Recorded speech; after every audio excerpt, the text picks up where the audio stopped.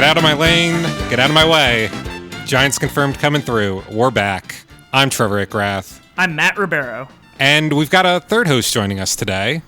Hey, what's up, everybody? This is David from Tuning Fork and The Stick, two other quality NoiseSpace shows that I will be plugging again at the end of this episode, for sure. It's our first ever crossover episode. David, welcome to the show. Thank you. I'm glad to be here. We're now allowing guests onto the program, as we talked about on our last episode, because we're approaching kind of the second era of They Might Be Giants, in which they opened up the band and allowed a real human rhythm section to flesh out the tracks. They actually put out a Rhythm Section 1 ad, and people did reply. Right, and I can't wait to talk about the guys who are now in the band, because they're some interesting dudes. Yeah. It's funny that it was a band of two guys that made albums together, and then suddenly there's more guys, and then this is a podcast where we were two guys, and then suddenly there's more guys. It's almost like we did it on purpose. It makes you think, doesn't it? I'm the touring band that you're finally allowing into the recording studio. David, why don't we talk about your relationship with They Might Be Giants before we get into this album? Because that's something Matt and I did on the first episode.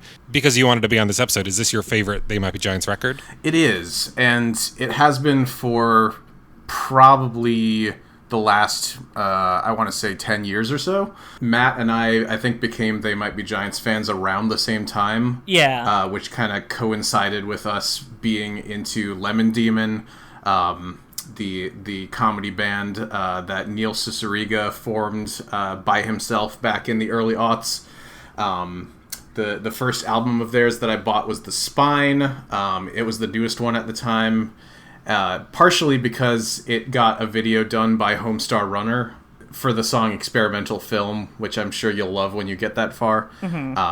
I bought the album at Borders Books, R.I.P., and through the magic of internet file sharing, I got my hands on the rest of their albums totally legitimately, and eventually bought every CD of theirs that I could get my hands on. Cool. I'm looking forward to hearing about this album from the perspective of somebody who identifies it as their favorite, because I know this is like a polarizing record for a lot of people. Yeah, it's like when Dylan goes electric. Exactly. Yeah, a lot of fans straight up boycotted the shows for this album, which is insane to me to think about. Yeah, we talked about last time they had that, the Don't Step on the Snake tour, where a lot of people showed up and just booed them now that they had a rhythm section. It's kind of crazy to think that they had already such a rabid fan base just this far into their career that, they felt betrayed by the band. Well, They Might Be Giants' early work feels like something that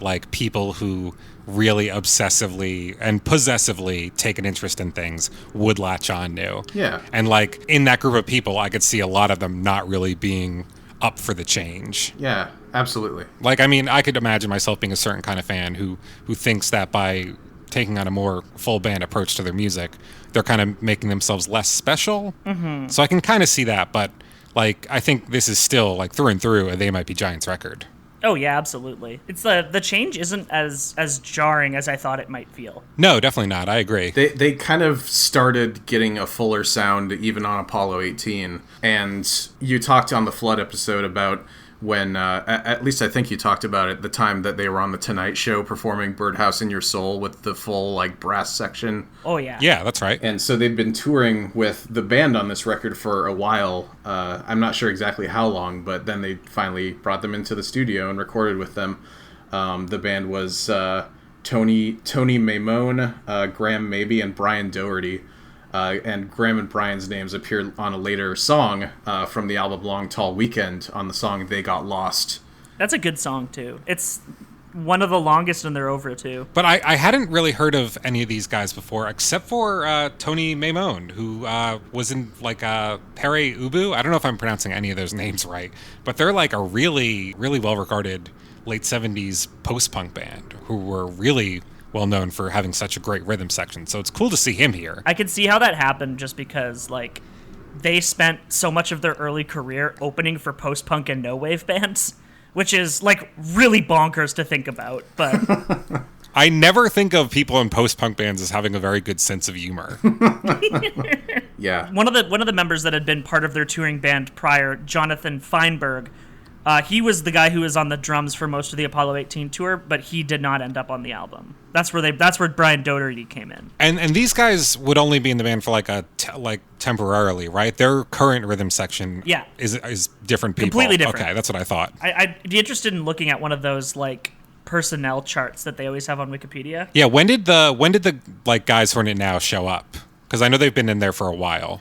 Dan Miller and Danny Weinkauf, I think, joined around the same time. I think they were around the time of maybe maybe a little bit before Mint Car. And then Marty Beller joined as their drummer a little bit after that. Okay. I actually just found the chart on Wikipedia. I'll just link that where we're chatting right now. There we go. So yeah, Dan Miller and Danny Weinkauf, yeah, they joined in like before the year 2000. They've been around for a while. Yeah, they've been along for the ride. Yeah. Yeah, and then for a while there was Dan Hickey on the drums, so there was 3 Dans and 2 Johns. Interesting. The band of Dans. And then since around 2004, there's been Marty Beller on the drums. So they've had the same lineup for about 15 years now. But yeah, this is a very, very short-lived configuration on this album. So I wanted to talk about the album's name and artwork, because this is one of my favorite They Might Be Giants album titles, just because of how like it works on a meta level. Mm-hmm. Like John Henry, I don't know if you guys are aware, you probably are, is that like American folktale about one of like the strongest humans racing like an industrial machine, like breaking rocks through a mountain. Yeah. And like I love that they chose that as a name to go with the album where they replace all their drum machines and stuff with actual human musicians. That's great. Yeah, and then of course the parable where he dies of exhaustion at the end of the story, relating that to the how they felt being basically worked over by Elektra, who they have now just recently left. Even better. That's perfect. Yeah, because they were put on much more rigorous touring schedule than they had really signed up for. Yeah, this was the second to last album on Elektra. Yeah. Interesting, because I read that the original title for this album was They Might Be Giants Have Been Set Free.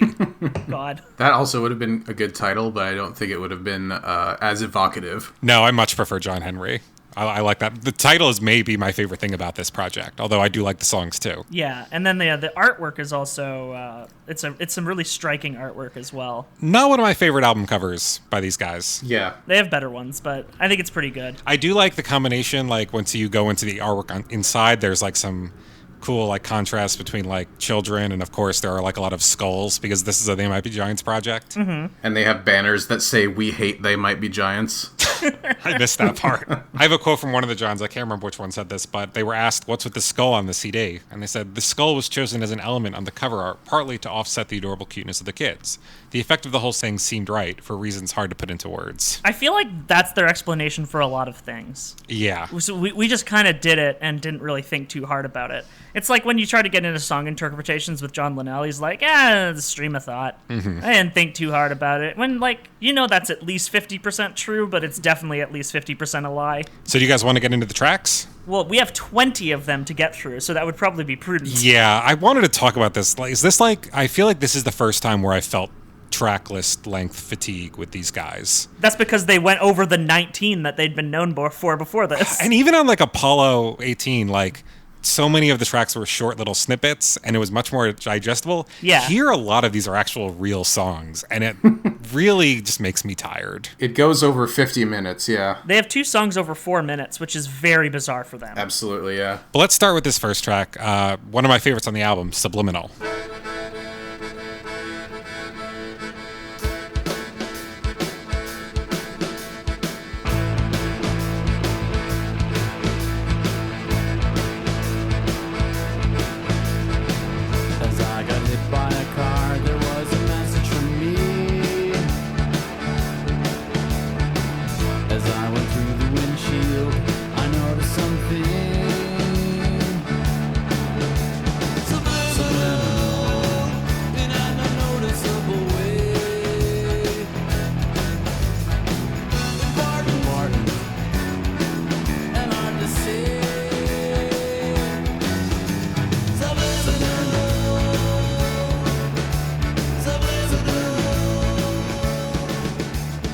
Yeah, as soon as I hear that accordion, I'm like, okay, this is still a They Might Be Giants album. My fears about any lineup changes are pretty assuaged at this point. And then the world's biggest drums come in. Yeah, the mixing on this album is really beefy. I like it a lot. Like it makes the first 4 albums sound so kind of thin and like underproduced. Yeah, they have that the gated reverb thing going on some of the drums, so they have a real big punch to them, but they don't carry. Yeah. It's a very 80s production thing to have it on a 90s album. Yeah, I get a lot that they're like influenced by kind of like 80s power pop and that kind of stuff in terms of like producing a full band. Mm-hmm. This was before they started their relationship with Pat Dillett, right? I think Pat Dillett was on this album, wasn't he? Yeah, the producer was Paul Fox. Okay, so it was pre-Pat Dillett. Yeah. This is probably one of my favorite They Might Be Giants openers, though. I really like how it almost feels like it's about the band's songs themselves, because there's always so much going on like under the surface with their work that you really need to dig into. Yeah. And I like that they come right out of the gate, like beginning this second era almost, with a song that kind of speaks to their intentions. I also just love that the song opens with car crash imagery. Yes, so good. Which is all over this album. There's like 3 different songs that have car crash imagery on it.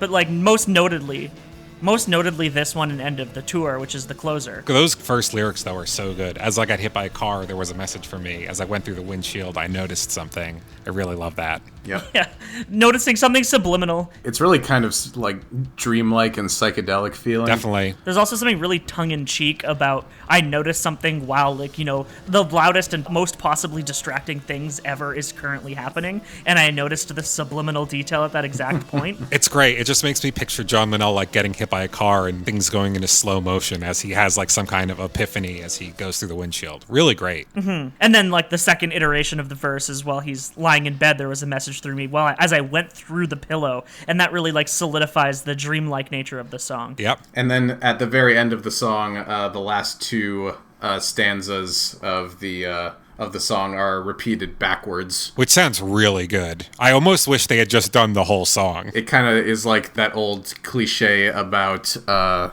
Beatles putting subliminal stuff in their tracks by just saying things backwards. Yeah, the backmasking. Yeah. And it sounds really cool just because, you know, it was done on a tape. Yeah. Which just sounds better than flipping something in Audacity. There's something about like the nature of like, you know, spooling the tape backwards as you're playing it. Yeah, the analog quality to it, I definitely agree. Mm-hmm. I really, really like the sound of it. Yeah. And I love them basically singing the stare into the subliminal stuff in rounds. Yeah, again, that really feels so anthemic coming from like this band in particular. The main thing I always think of when I think of this song is when I was getting into the fucking Green Brothers in like 2007. One of their banners, like the little banners that had the top of their heads on it, there was one that was like doing the lyrics of Subliminal, and I think of that every goddamn time.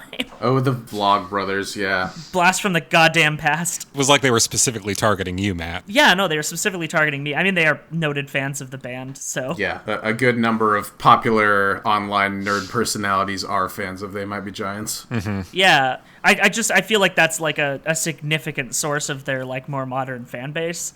Is probably the Vlog Brothers. That seems legitimate to me, yeah. Yeah, lots of crossover. Yeah, because like we got in through like Neil Cicierega, but like that forum wasn't very big. There wasn't that many people on it. Yeah, no. We're not a significant contingent of the internet, even though we are everywhere. All right, well, let's talk about track 2, Snail Shell. What do you guys think of this one?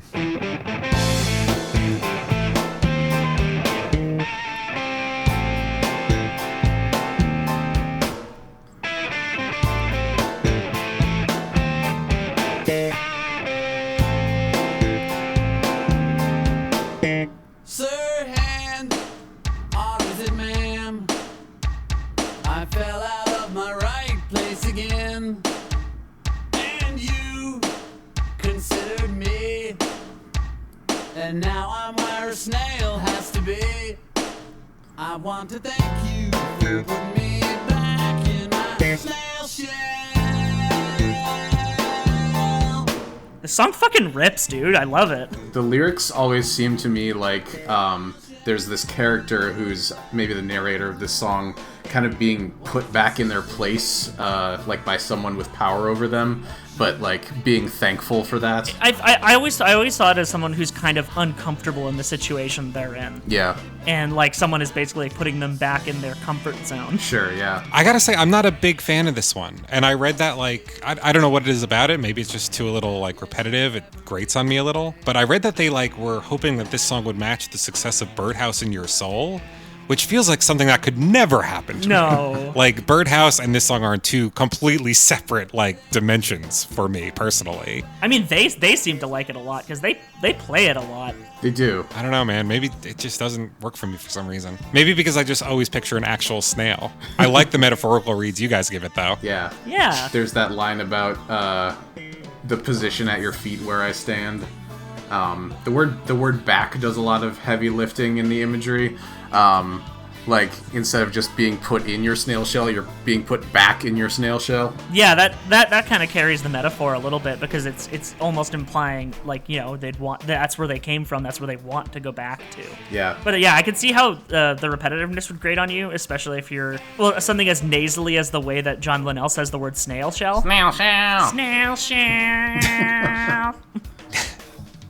To this song's credit, I do think it makes great use of the new full band arrangements, because everybody sounds like on fire here. Oh, yeah. It's like a really fantastic sounding song. Really good bass lines on this one. For being a song that is sung by John Linnell, it actually reads to me a lot more like a Flansburgh track, just because of like how hard rockin' it is, so to speak. Mm-hmm. Yeah, and I feel like it deals in similar themes that Flansburgh likes to play with too. Yeah. Yeah, it's like it's a very, very garage rock sound. Like we're gonna be all over the place with the genres on this album, but that's like the best suited one for this. Yeah. Probably its best companion would be a Flans track, which would be Take Out the Trash from The Else. Sure. I feel like they go really, really well together. I love The Else. The Else is very good. The Else is good. I'm very excited to get to it in 100 years. Yeah. Let's get to the next song though, Sleeping in the Flowers. I like this one a lot. I got a crush. Copy shop clerk. But she won't look up at me. Don't want to be known as the freak who just comes around to catch her eye. We could be sleeping in the flowers. We could sleep all afternoon. You proclaim that you're an island. I proclaim that I want to. Then we float into the harbor with just piers and boats around. I declare that I am England. You declare that I have drowned. This feels like a definitive Flans track. Yes. Oh yeah, longest track on the album at 4 minutes and 30 seconds. I do think it's a little too long, but I don't know. It's a standout in like the first couple tracks for sure, I think. Yeah. Yeah, especially when they have like the horn and drums breakdown. That's very cool. Oh, that's good. That's good. The horns are right up front there. It was really good to see They Might Be Giants tour with a horn player recently. They're touring, I think maybe still with Kurt Ram, Yeah, they still got Kurt Ram. who is just a really, really, really good horn player The last time they played this song live was in 1998, which is a huge shame. for sure. This would be a fun one to bring back, especially when they have the horns around. But I noticed while looking through the track listing of this album, a lot of the songs on this album have not seen recent live play. And I think it's probably part and parcel with the fact that the members of the band who were present for this album sessions didn't stay in the band very long, because they said it was a pretty collaborative process in the studio, and they probably wrote a lot of their own parts. Yeah, there's a couple of songs on the Wikipedia listing for this album that actually have a couple of the backing band members as writing credits. Yeah. And so, like, just thinking of it, like, from, like a legacy perspective, I guess it just is weird for them to teach those parts to new players. I could see that, yeah. Sure. From what I can tell, there wasn't really, like, bad blood with the other guys, but I think they wanted probably more collaborative roles than they did end up having in the creation of the music, which is probably a weird thing for the Johns, having, run the ship by themselves for 10 years plus at this point. Yeah, I do wonder if there were any kind of growing pains that came with expanding the band. Mm-hmm. The guitar tremolo in the verses is one of my favorite things in this song. It's like kind of grungy feeling, which I guess was a contemporaneous thing happening in music to this album.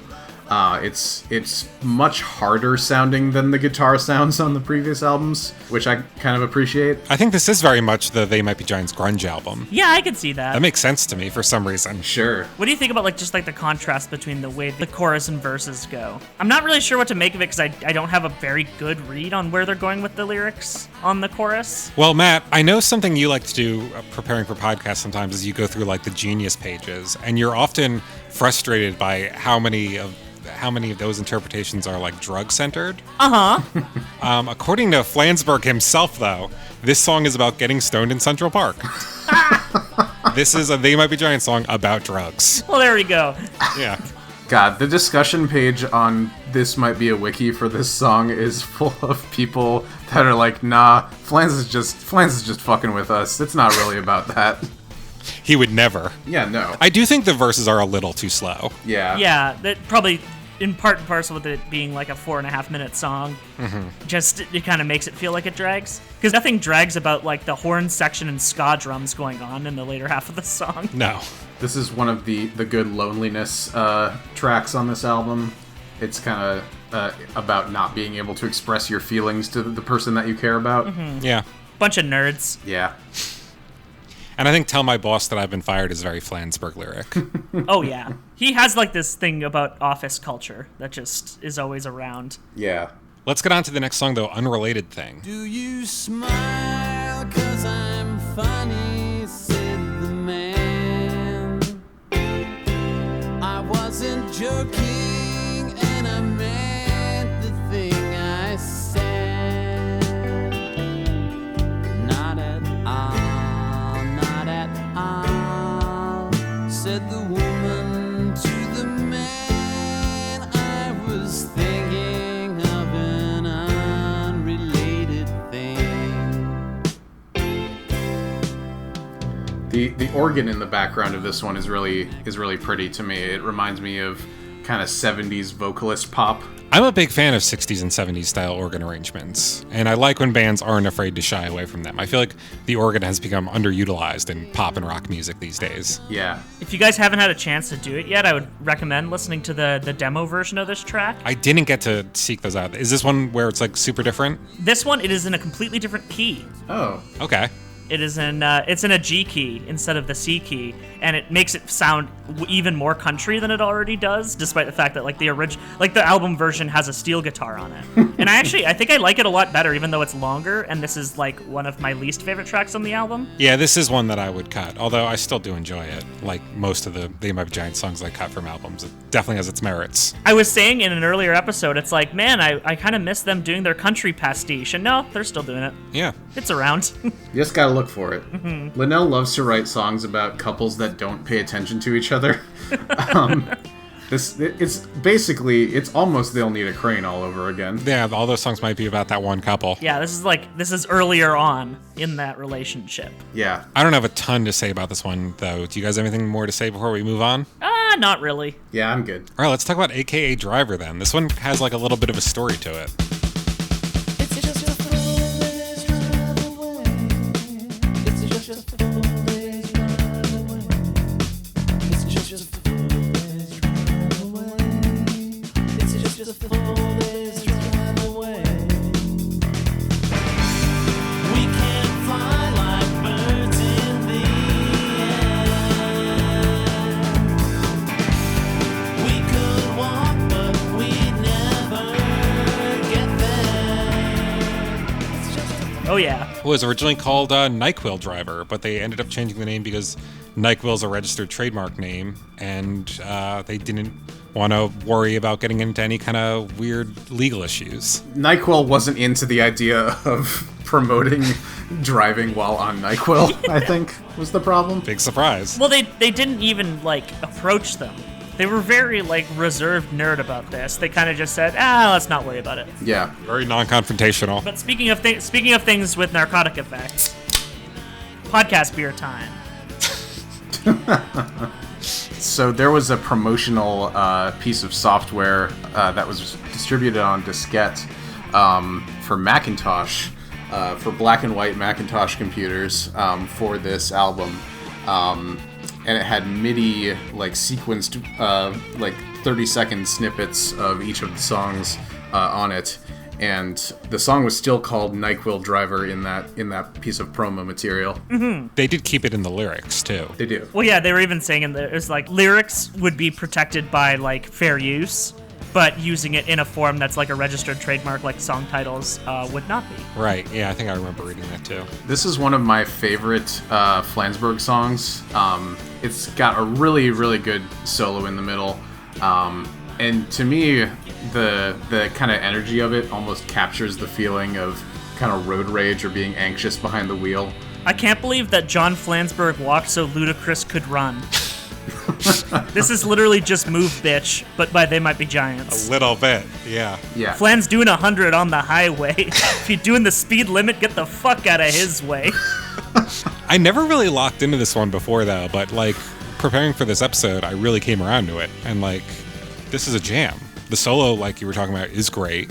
It's got, like, a really cool vibe throughout it. It almost reminds me of, like, Dramamine by Modest Mouse. Sure. Maybe because of the subject matter, but, like, it's definitely got some Modest Mouse vibes, I think. The harmonies on the Hey NyQuil Driver part are really, really good. Yeah. This one is actually listed as a collaboration between the Johns, Tony Maimone, and Brian Doherty. So I think it's something that kind of came in, like, in a live setting prior to it actually being in a recorded setting.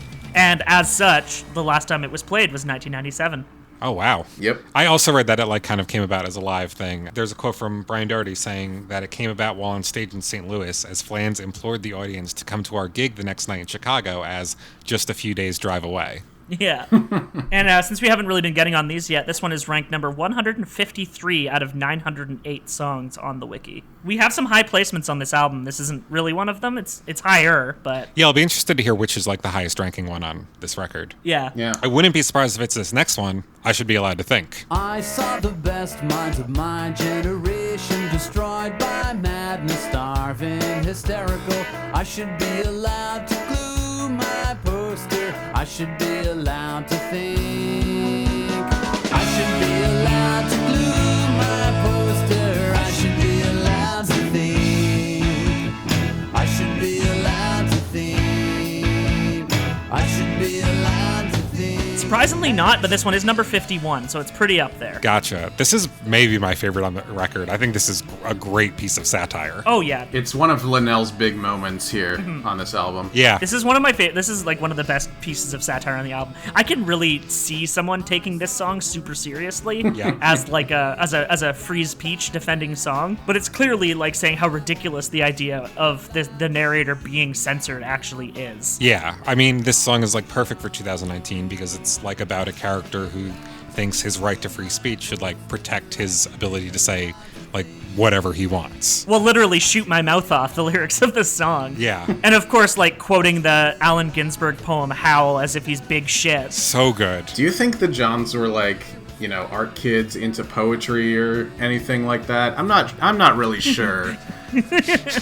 Man, who'da thunk it, huh? I just remember one time I saw that someone had written the opening lines of the poem, so, like, the same lines that are used in the song. I saw the best minds of my generation destroyed by madness, starving, hysterical, and directly next to it, someone had glued a poster. And it was very being on campus in 2014. I should be allowed to glue my poster. Change my mind. My favorite lyric, though, on this song definitely reminds me of, like, podcasting culture. I should be allowed to shoot my mouth off. I should have a call-in show. Yeah. Everyone needs to hear the dumb shit I'm saying. This song got a dramatic reading by Andy Richter in the documentary Gigantic. Oh, that's so good. Yeah. My favorite parts of the line are, I should be allowed to blurt the merest idea if by random whim one occurs to me. If necessary, leave paper stains on the gray utility pole. It's so, like, it's...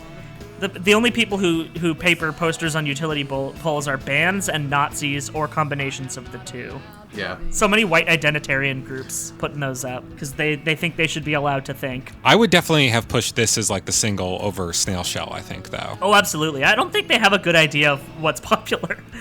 Yeah, but this feels like a good song in like the lineage of like the last album singles, like I Palindrome I and Statue Got Me High. It Yeah. seems like any time a They Might Be Giants song gets popular, it's by mistake. Yeah, like because it like just happened to be in Tiny Toons or something. Right. I also love the lyrics. I am not allowed to ever come up with a single original thought. I am not allowed to meet the criminal government agent who oppresses me.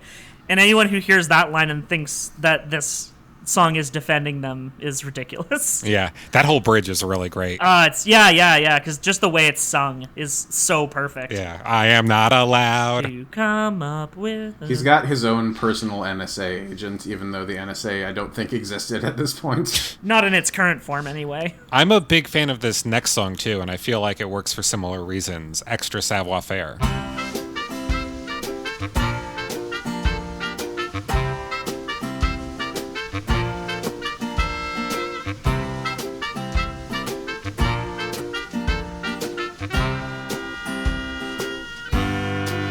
When I walk down the street, most guys look like elves. I don't mean to put them down, but they do. Yes. Yes. Yeah, so John Linnell just gave us his self-involved douchebag song, and now Flansburgh is giving us his. It's great. He's having a lot of fun here. This guy is so up his own ass, and it's so beautiful. This has always been one of my favorites. The opening line is incredible. When I walk down the street, most guys look like elves.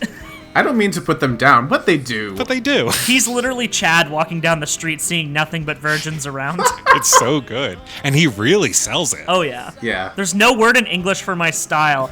I'm imagining that this is a pastiche of just dozens upon dozens of guys that they met throughout their years in like art schools and band scenes. Flansburgh introduced it at a show in 1994 as about a guy on steroids.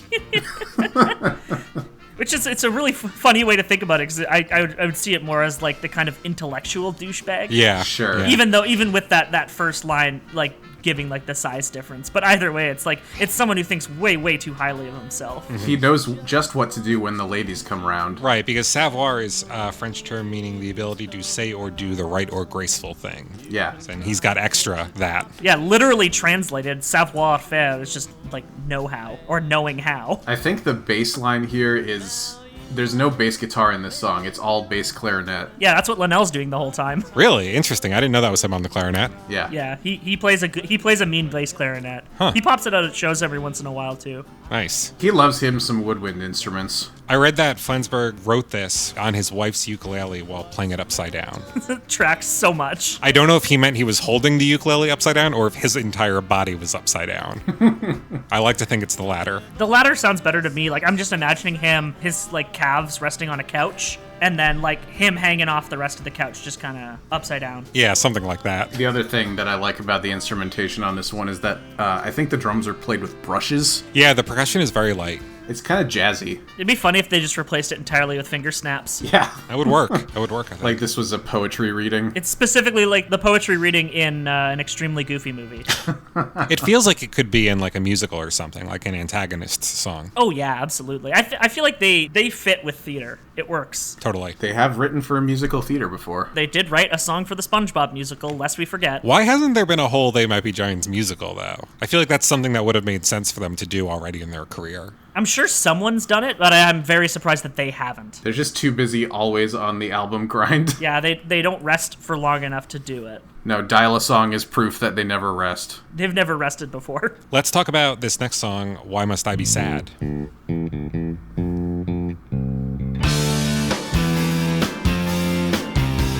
No more Mr. Nice Guy.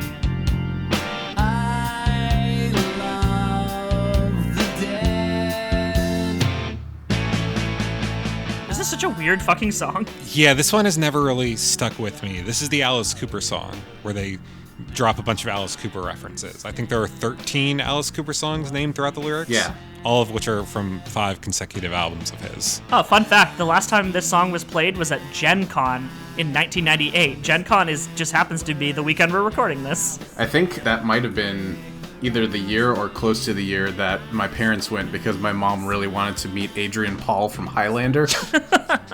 But yeah, that was last performed in 1998, so continuing the trend. I don't like this song. Yeah, I can tell you that there are 13 Alice Cooper references in it, but I can't really tell you off the top of my head what it sounds like. The main crux of this song kind of sounds like a millennial Twitter sentiment. The whole I love dying and being dead thing. I do love dying and being dead. Yeah, but it doesn't need to be 4 minutes long. The music is actually kind of minor key and sad, which is a pretty contrasting thing for Linnell, because he normally does the whole juxtaposition of upbeat and major key with the dark lyrics. Yeah. I think that might be why it just kind of sinks for me. Yeah. This would absolutely be a cut track if I were resequencing this album. No question. This one would go on Back to Skull. The only ones I even remember hearing while listening to the song were No More Mr. Nice Guy and I Love the Dead. The rest of them, they just kind of floated by me, I guess, because I think I just dissociated in the middle of the song. And I just don't really know much about Alice Cooper. He seems like a cool guy. Yeah. I know he's really excited whenever school lets out. And he was in the Wayne World movie. Yeah, he had a very good scene in Wayne's World. Where he goes over the colonization history of Milwaukee. It's true. What a good movie. Unfortunately, I'd cut this next song too. Spy? Why is this on the album? God. I see you from like a spider, baby. I see you walking on the ground. I see you through my spyglass, baby. I can see right through the ground. Me into our chat earlier today while I was listening to the album. It's me listening to Spy. Why is this here? Yeah, I mean, I couldn't help but agree. This is another one that has a different demo version. And I think the most notable difference is the demo version is a full 36 seconds shorter, which I appreciate. Yeah. Yeah. I don't know what the exact differences were between them, but it worked better for me shorter. Flansburgh loves doing genre pastiches like this. Yeah. This is supposed to, I think, sound like the music you'd hear in 1970s spy TV shows. Mm-hmm. It's still a live show staple. They play it all the time. 498 known performances, only out of one of the 4 shows I've been to. It's usually used as an excuse to showcase the band's chops in a way. Yeah, I can see that working. I read that they always end it with an improvisatory thing. Yeah, the last time I saw them do it, Flansburgh stood with his back to the audience, front lit, so it was just his silhouette, kind of like in Fantasia, and he just kind of gestured to each part of the stage where the band member in question would just kind of play something improv for as long as he was being pointed at. And then, even just looking at the lyrics, it's just so straightforward. It feels really phoned in for their genre experiments. If you want to be a spy, then you must really see. And you must really see if you want to be a spy like me. Someone in the interpretations called that one of their best couplets. What? Which I found very funny. I.e., you have to see things as they really are. And it's yeah, that's the line. Just didn't really land for me. And they would do the spy pastiche so much better when they did the theme song for Dr. Evil for the second Austin Powers movie, which is a real good track. And sung by Robin Goldwasser, I think. Yes, it was. Do you remember Youth Culture Killed My Dog? That also has some cool spy music in it. Yeah, just randomly between the verses. Yeah. The dun, dun, dun, dun. Oh, I think it's the direct guitar line is dun dun dun dun dun. It definitely sounds like it. Yeah. But yeah, I would agree that this is their weakest spy song. Out of the several spy songs they have. I think it's just kind of a kind of weak metaphor for someone who lets their life get in the way of their relationships and finding love. Mm-hmm. I like that read of it, definitely. Some of their songs are just literal, which is always really funny to think about the idea of just, interpreting something that was meant to be literal, but, death of the author and all that. We've got another one of those coming up later on this album, which I'm excited about. But first we have Oh Do Not Forsake Me, another song that I'm not particularly fond of. Oh, do not forsake me, my indolent friends.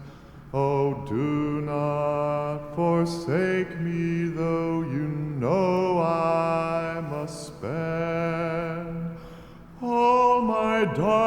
hardest hours talking like this, for I am 1,000 years old. Not a great run going on here.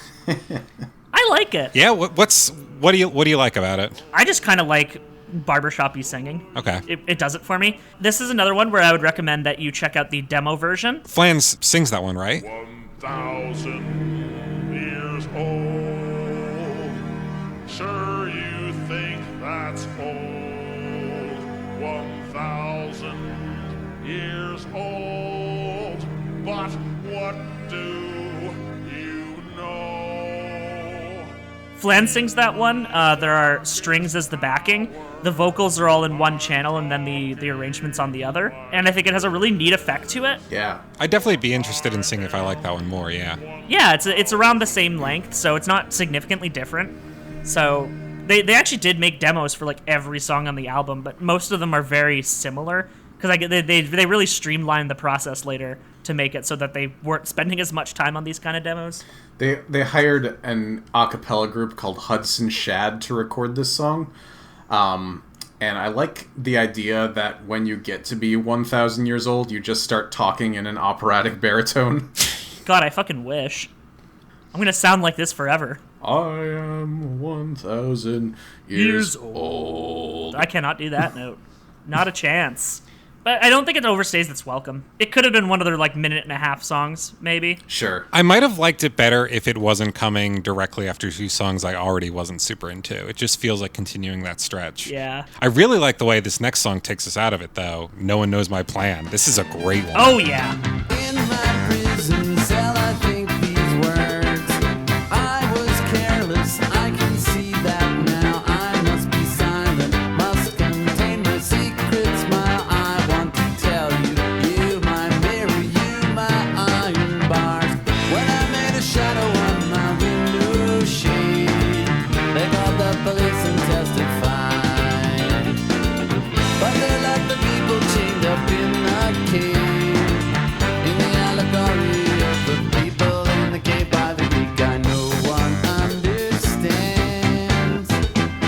No one knows my plan. This one almost feels like a salsa dance song. Yeah, I read on the wiki that it's, quote, pretty much standard for Everybody Congo to be used as an intro to this song when they play it live. Yeah, and 250 known performances. This is another one that has transcended and remained a live staple. Where is this one ranked? No One Knows My Plan is ranked number 15, so it's one of the highest on the album. Cool, doesn't surprise me. 2 tracks on the album are ranked higher than it, and I'll tell you when we get to each of them. This is one that got performed on some TV show. I don't remember exactly which one, but the live performance from that show of this song is very good. This has some of my favorite They Might Be Giants lyrics, though. I love the part that goes, when I made a shadow on my window shade, they called the police and testified. But they're like the people chained up in the cave in the allegory of the people in the cave by the Greek guy. The Greek guy, of course, being Plato. Yeah, of course. Them relegating Pluto to the Greek guy really reminds me of The Greatest Man That Ever Lived by Weezer when he refers to Shakespeare as someone. It gives the image of someone just sitting in a prison cell philosophizing to himself but never actually getting anything done. Yeah, this is just a supervillain in a cage. And apparently an instrumental version of this was used as the opening theme for Cartoon Planet, that Space Ghost show. Did you guys ever watch that? I've never watched that. I am interested in finding this instrumental version because the instrumental for this song is Slap City. Yeah. It is. Like it is just a real good driving track, some really, really good use of horns. Yeah, I can really imagine it going off live. I understand why it's continued to be a staple. It's one of the highest rated songs on the album, so it's a popular one. Next we've got Dirt Bike. I really enjoy this one too.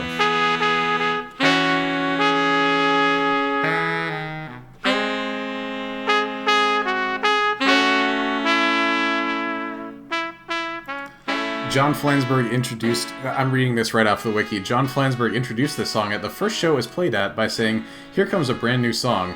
This song is about a fictitious rock band that became a phenomenon called Dirt Bike. It's the story of their phenomenon." Yeah, really interesting. In a 1994 appearance on Good Morning America, Flansburgh said this song is about a kid sitting in a town and there's this religious cult passing through the country and he's just thinking about what it would be like getting swept up by the cult. Here comes the dirt bike. Beware of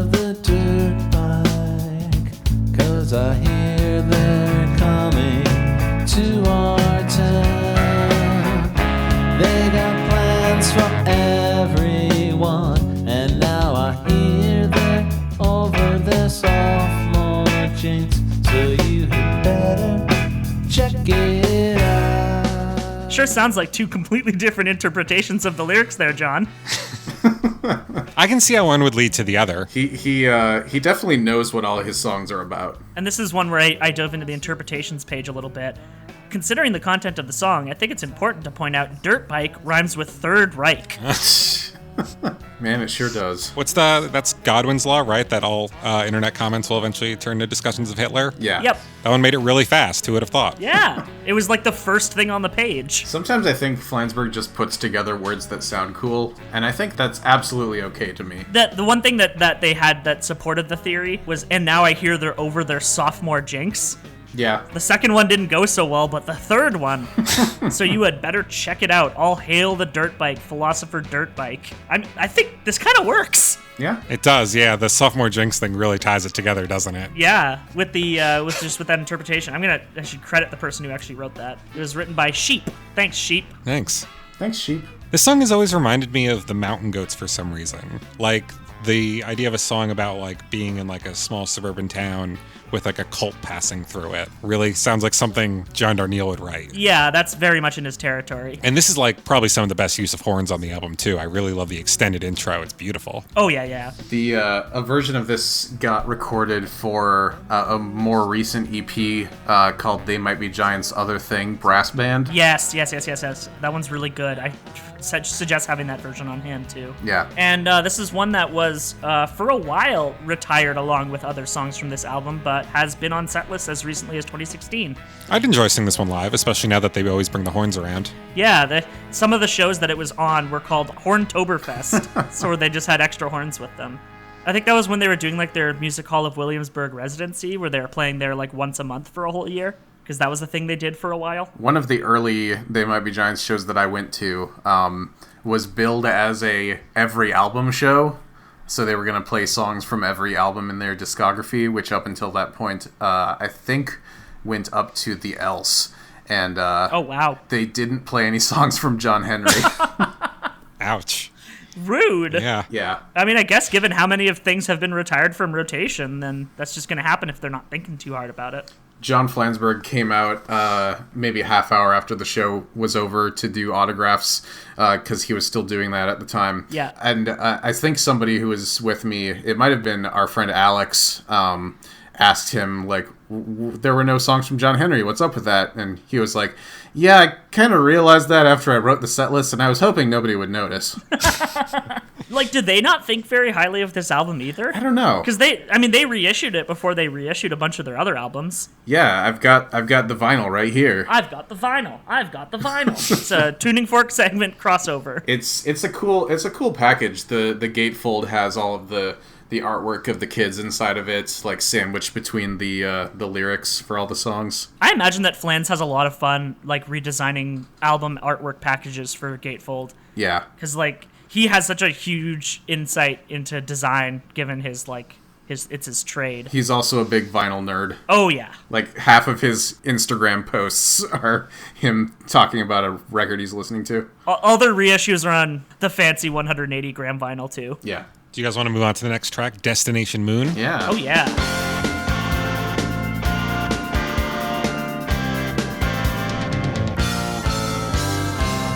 Don't bother to call this room. There's nobody here who can pick up all the stuff they need to talk about and who won't be now checking out and flying by rocket to the moon, by airplane to the rocket, by taxi to the airport, by front door to the taxi. I love this one. Oh, yeah. I think this is another really good one, yeah. This one is a lot of fun. I like the interpretation. It's basically just about being too sick to get out of bed to go to work, but trying to do it anyway. Right. Yeah, I have a quote from Linnell that says this song is about being really, really sick when you think you're not. Yeah. And it's just like, I'll show you. And I really like the by rocket to the moon, by airplane to the rocket, by taxi to the airport, by front door to the taxi. It's like increasingly shorter distances that you're not able to transverse. That's great. And yeah, it's just you become, it's just a step at a time, but each of those steps are going to get longer and longer. My favorite line is, thank you for the card with the cartoon nurse, but you see, there's nothing wrong with me. That's really good. I love the way directly after that he sings, you think that's what you think, that's what they all say. Really good. Yeah, the like syncopation of each of the words is really, really good. He doesn't flow them at all. He really, really enunciates and punches each of those words. That's always been a big strength of Linnell's, I think. Yeah. One thing with They Might Be Giants albums, like, they enunciate the hell out of words most of the time. The lyrics are important. You got to know what they are. You don't usually need lyrics booklets. The bridge is really good. Soon the man who sweeps the room brings a secret telegram. Commence official interplanetary exploration. Yeah, where else do you see lyrics like that in a song? Nowhere, damn it. Nowhere. And apparently By Rocket to a Moon is a song by Raymond Scott, who they've earlier quoted in Rhythm Section 1 ad. They included that little snippet of his song Powerhouse. Oh, yeah. I forgot about that. Raymond Scott's got a lot of cool stuff. He's worth looking into. And Destination Moon is a 1950s film about space travel. A lot of trivia. Just packing a lot of like esoteric references as they do. I'm sure as kids growing up in the 60s, they had to watch a lot of like space travel film strips in school, and I think that kind of translates throughout the early work, given that Apollo 18 was supposed to be what was the official tie-in that was that album? It was like National Space Year or something, right? Which is very funny to me. Oh, they're such fucking nerds. I love them so much. They're great. I feel like I don't say this enough. I really do love this band. This is one of the tracks that is ranked above No One Knows My Plan. This is number 12 out of 908. I don't know if I like it better than No One Knows My Plan, but it's close. I like this song. I think it's bonkers that it's number 12. Let's talk about this next track, A Self Called Nowhere. I'm sitting on the curb of the empty parking lot of the store where they let me play the organ. I'm waiting for my ride, but I want to wait inside the store where they let me play the organ. But I'm thinking of a wooden chair in the room at the top of the stair, and I'm looking down the stairwell at the vanishing dawn on the map of the spot. Let me take you there. The dotted line surrounding the mind of a self-called nowhere. This might be my favorite one on the album, and I didn't get to see a live performance of it until recently. They now play this occasionally during a section of their current live show called Quiet Storm, which is just the two Johns and Marty Beller on a stool next to them with a little MIDI drum pad. Yeah, I think they did that at the show I was at. And Linnell sings the song with an exaggerated Boston accent. Yeah, I love that. More than 3/4 of the performances of this song were last year, in 2018. The vast majority of them. Otherwise hadn't played since 1998. It came back with a vengeance. They just found a way to make it work, I guess. Wild. Yeah, I think that's why I was so excited about it. Yeah. I never really cared for this one. I'm not sure what it was about it. Like, I really do like the lyrics just looking at them. I also like the Boston accent that he affects for the whole song.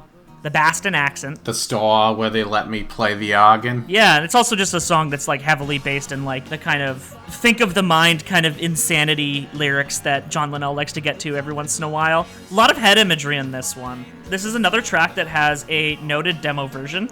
The demo version has more horns throughout the song than the John Henry version, and Linnell's voice is not altered during the chorus, which I actually prefer. I'll have to look that up. The chorus is my favorite part of the song, I think. I think like Sleeping in the Flowers, I think the verses are a little too slow, but the chorus really takes off, and it feels very like monolithic. Like this is a huge chorus that just keeps kind of growing bigger and bigger as it goes on. That's definitely how I feel about it. It's a cool one, and another one that makes really good use of the new full band arrangements. They do build a lot. This next one, though, feels almost more like a throwback to their early material, though, I think. Meet James Ensor. Meet James Ensor, Belgium's famous painter. Dig him up and shake his hand. Appreciate the man. Before there were junk stores, before there was junk, he lived with his mother and the torments of Christ. The world was transformed. A crowd gathered round, pressed against his window so they Yes. I like this one a lot, but it feels like it'd be more at home on like Apollo 18 than on this record, I think. Yeah, it's like an edutainment song. Yeah. Flansburgh said he just wanted to write a song because he appreciates James Ensor and wants people to look into him because he's a good painter. I guess that's it. I'm a big fan of James Ensor's work. Yeah. He does that really great painting of two skeletons fighting over like a sardine. Oh, yeah. Before there were junk stores, before there was junk, he lived with his mother in the torments of Christ. That's a great lyric. Oh, yeah. It kind of has a similar vibe to a later historical anthem of theirs, James K. Polk. It's because they both have James in it. They're both about historical Jameses. I like this one a lot, though. It doesn't overstay its welcome. Next up, we've got Thermostat, a song which I don't like as much, unfortunately.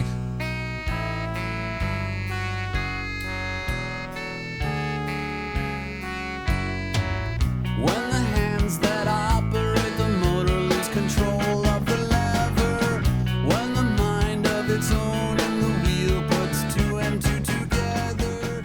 This one grew on me. It took a little bit. It kind of just blended into the background the first few times I listened to this album. Yeah, I mean, I don't dislike it, but it blends in. It's got a really good hook on it. The turn it up, turn it down. I really like that, and I really like the trumpets on it. This is the least performed song on the album, with only 7 known performances. Huh. I feel like they I guess they just think they need way more horns to do it. They possibly don't like the song. Huh. It's very possible. It is rated 286 out of 908, which is like mid-level, like not too high, not too low. Yeah. There's a song that's got kind of similar thematic content to this, which isn't a They Might Be Giants song, but it is, surprise, surprise for me talking about music, a Depeche Mode song called Get the Balance Right, which the themes just talk about, you know, how everything needs to be in moderation in your life. Mm-hmm. I like the dueling interpretations that kind of happen on this one.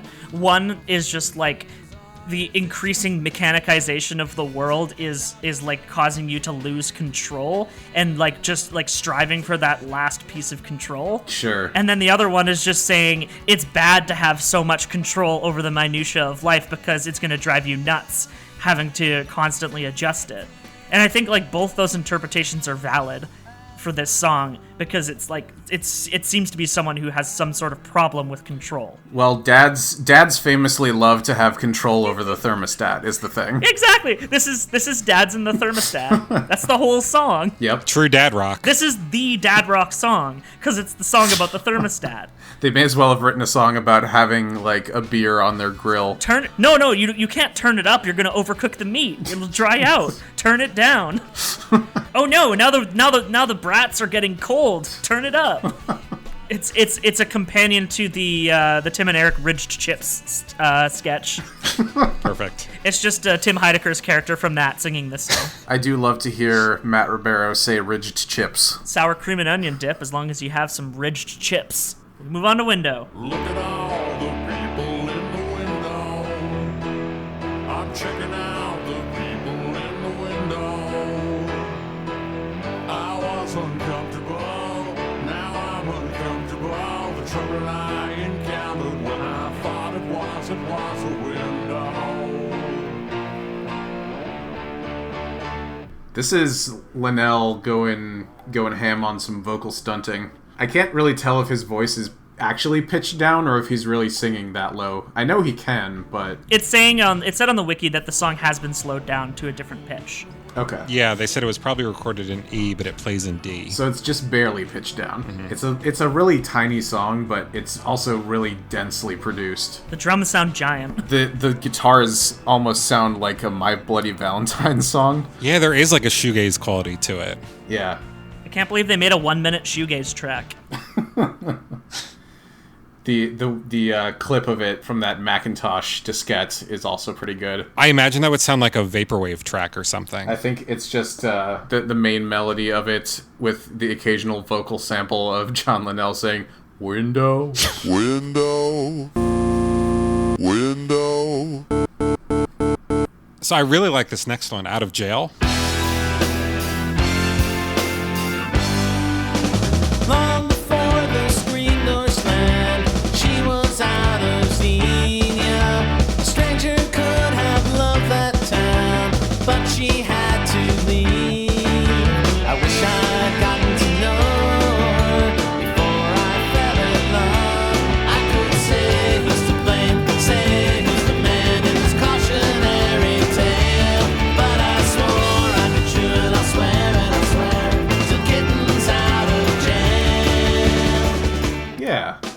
This one's a solid Flans track. This one's a cool late album rocker. This is just like a story track, right? It doesn't. Yeah. I couldn't really like pull an allegory out of it while trying to read the lyrics. Yeah. The interpretations are just saying something like, making a promise that you don't necessarily understand when you're making it. So, wish I'd gotten to know her before I fell in love. Say she's to blame. She's the man in a cautionary tale. But I swear I'd be true, and I'll swear till kitten's out of jail.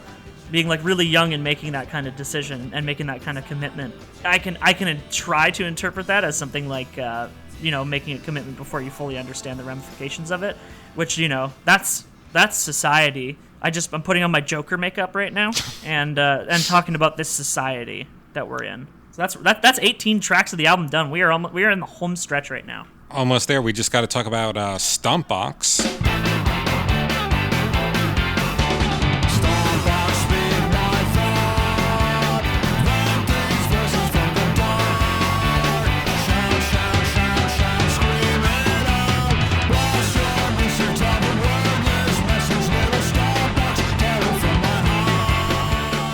Stompbox fucking slaps, man. I love this song. Yeah. I really like some of the lyrics, like kill, kill, kill, kill me now, free the demon, hear the ceaseless screaming, tear it from my heart. You know what this song is? What's that? This song's Twitter.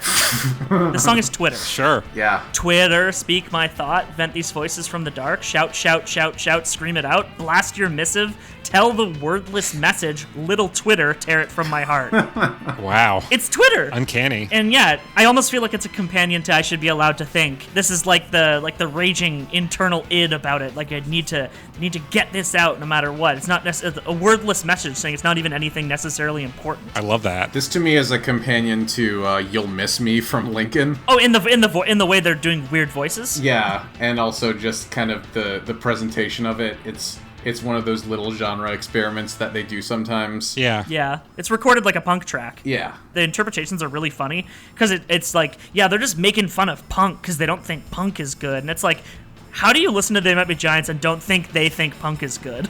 Yeah, that's a wild conclusion to come to. Have you listened to John Flansburgh say literally anything in his life? Yeah. Making fun of distortion pedal abusive songs in which the musician is trying to create an angsty, artsy, or otherwise expressive sound, but the product just sounds messy and pours the poison in my ear. Calm down, buddy. People, I don't think are super big fans of this one on the wiki. It's at 388 out of 908. There's songs that are definitely lower, but yeah, the Stompbox is a guitar pedal, so that is, like, that part of it's accurate. But at the same time, it's like, as a genre pastiche of punk, I don't think it's supposed to be insulting. No. Definitely more of an homage than a parody. Yeah. Sort of like Dig My Grave, almost. Okay, so I think we finally made it to the last track with the end of the tour. There's a girl with a crown and a scepter who's on WLSD. And she says that the scene isn't what it's been, and she's thinking of going home.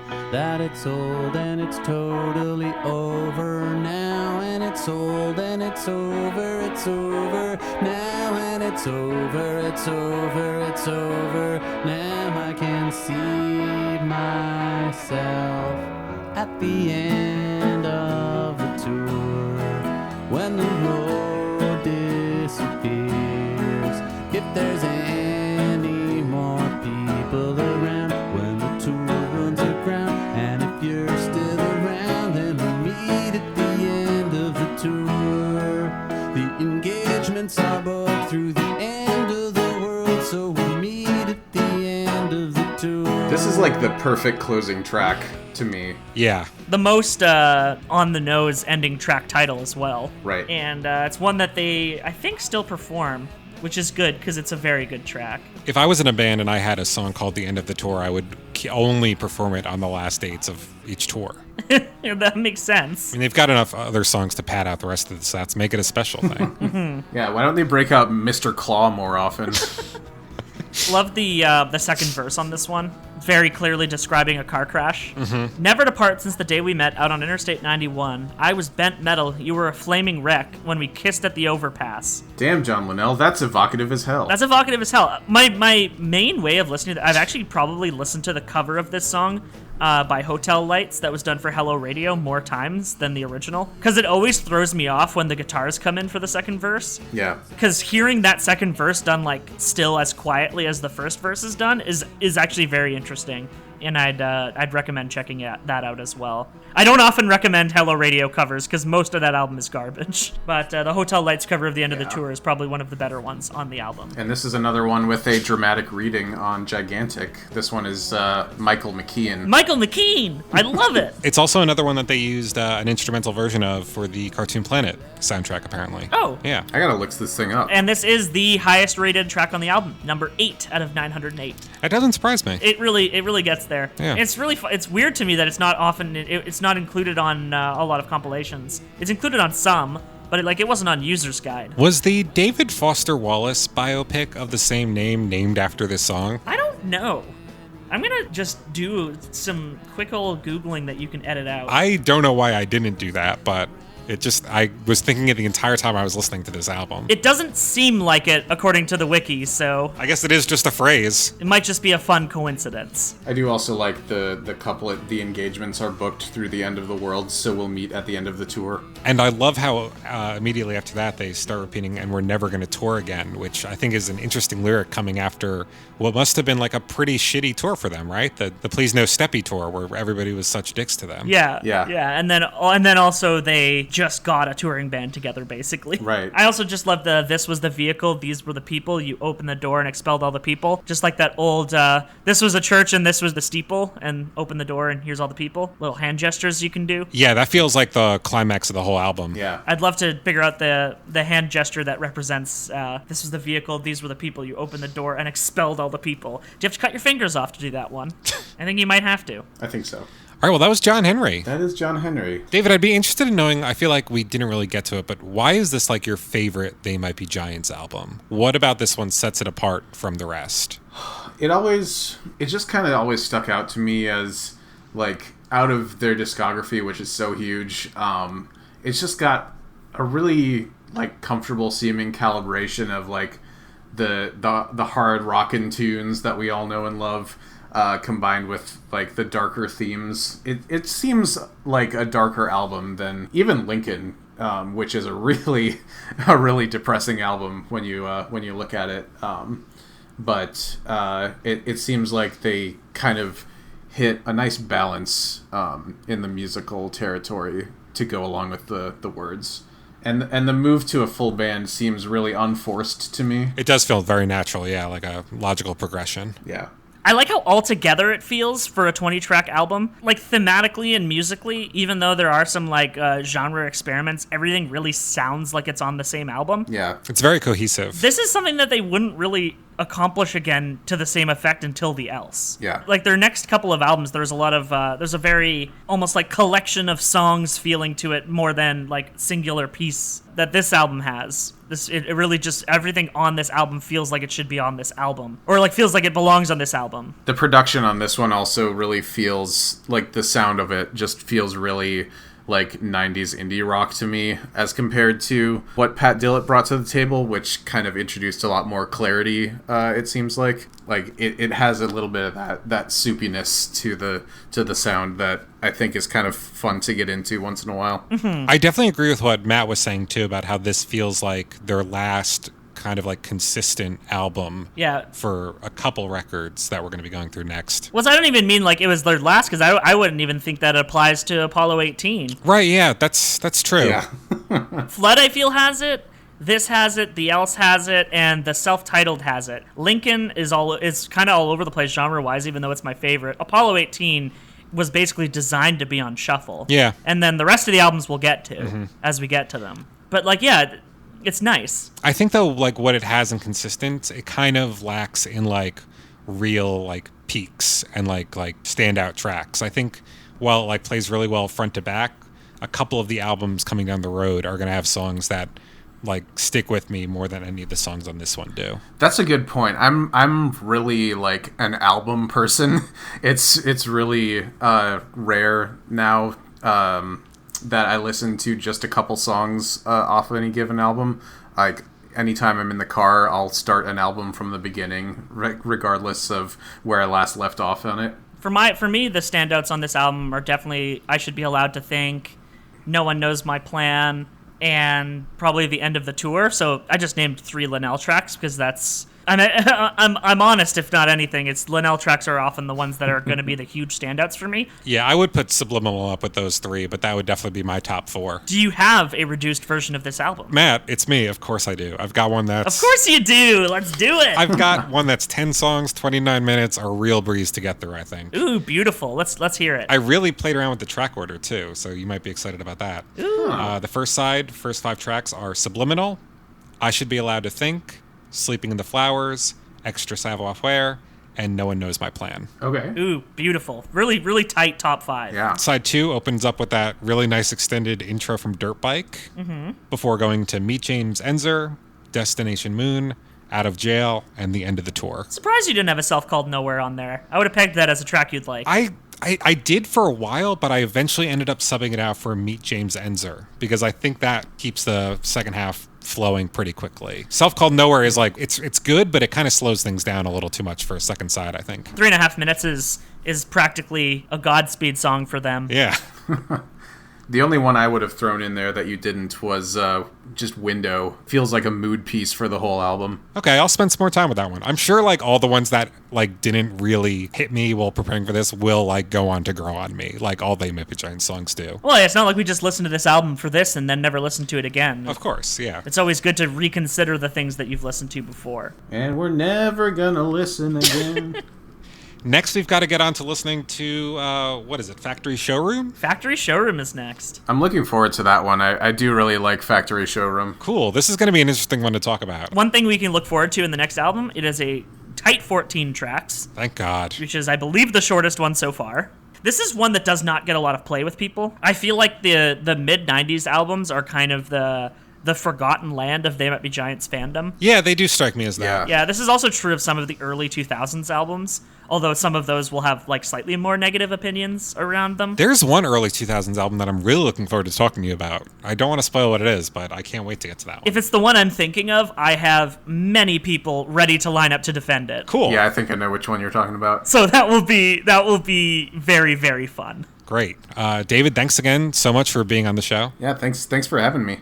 And do we want to plug some stuff? David, why don't you plug your stuff first? You're the guest. Hey, I'm David. You could find me on Twitter at Daves, Davvves, which is a fun Waves reference that I never got around to changing for the last 10 years. What else? You can listen to Tuning Fork, which Matt and I host on NoiseSpace, and also The Stick, which is a Homestar Runner podcast that Eden and I host every time we think of a reason to do an episode.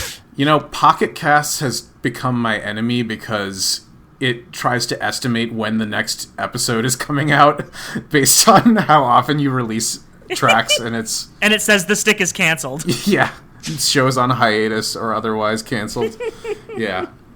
Yeah, Pocket Cast is very rude about that. It is. Matt, where can people find you online? You can find me on Twitter at MattGCN. You can find me on Tumblr at Tramampoline. I have many podcasts on this here network, NoiseSpace.xyz, including Tuning Fork, as David mentioned. We have an episode coming out soon about Merriweather Post Pavilion by Animal Collective, and it is well over 2 hours long because we sure have a lot to say about Animal Collective. Can't wait to listen to that one. I'm also on Henry Kissinger's Pokemon Going to Die pretty much every other week at this point. It's a politics podcast, and it's basically the flagship show of the network. So if you're listening to this, you've probably heard of it. Eventually, I'll start my other 2 podcasts over again. I just have to have like the drive to get onto it.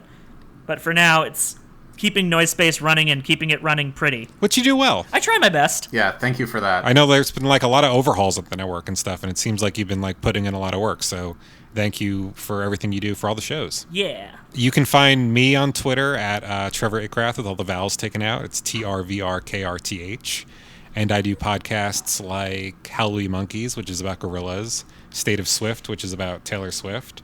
I recently launched a podcast about Evangelion, Get in the Robot, which earned me my first negative review on iTunes ever. Yes, you did it. Yeah, anime fans are very rude, it turns out. It's kind of how that goes. All right, well, let's wrap up the episode. I've been Trevor Ickrath. I've been Matt Ribeiro. And I'm David Besser. And we'll meet at the end of the tour. Engagements are booked till the end of the world, and we'll get another episode out eventually. Spy, spy, spy, spy, spy, spy, spy, spy.